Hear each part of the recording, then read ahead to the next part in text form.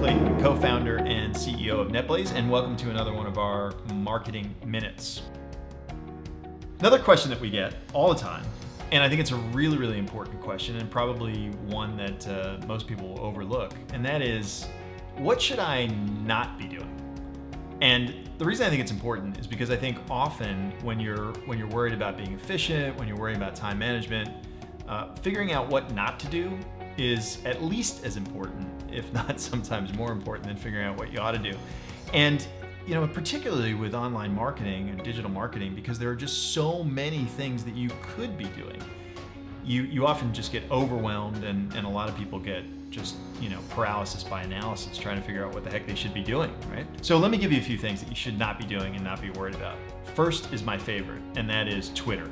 I hear all the time, business owners, well, should I be tweeting? And my stock answer is, if your last name is not Kardashian, then you do not need to worry about using Twitter. Now, I'm not here to suggest that Twitter never, makes commercial sense or anything like that, but for 99% of small business owners, the local hair salon is not going to get new customers, keep existing customers, increase their revenue by constantly tweeting. It's just not going to happen, okay? So Twitter, no, don't worry about it. Instagram, kind of the same thing. If you're not a Kardashian, nobody cares. Nobody's going to follow you on Instagram, and you're not going to get new customers doing that. It's just not going to happen. Pinterest, it's a little bit more complicated with Pinterest. There are actually some businesses that are much more visual in nature, like let's talk about maybe a florist or something like that.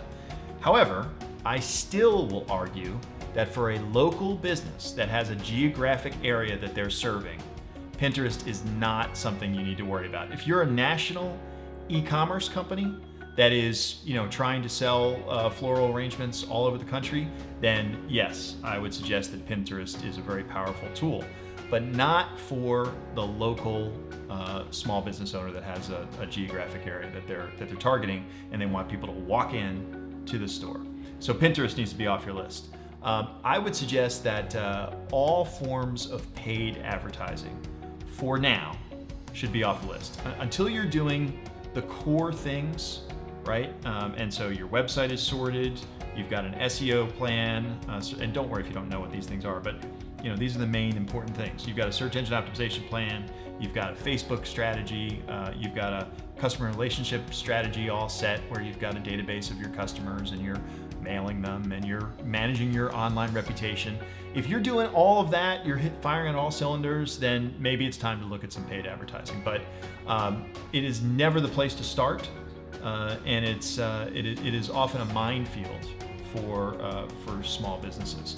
And trying to get a good return on investment with paid advertising, whether it's with Google or Facebook or anybody else, is very, very challenging. So I think you need to take paid advertising off the list, and I would also suggest Snapchat and anything like that. Any other new, sort of social media type of thing. It's just not the place where you want to spend your time. The last thing I'll put on the list is oftentimes you guys get bombarded from, these directory companies, for lack of a better way to describe them. The city yellow pages of Boise, Idaho or something. And for $10, you can get listed in that directory, and just ignore all of that. Okay. Now there are directories. If you watched one of our marketing minutes about search engine optimization, I talk about citations, and so there are times when it is important to use directories, but it's a very small subset of the ones that you're probably hearing about and perhaps being solicited by. So you could feel free to ignore those. So hopefully this is a pretty good list for you guys to think about and say, you know what, I'm just not even going to worry about any of those things, and it makes my job a lot easier. Thanks so much for joining us on this Marketing Minute, and I hope you come back for more.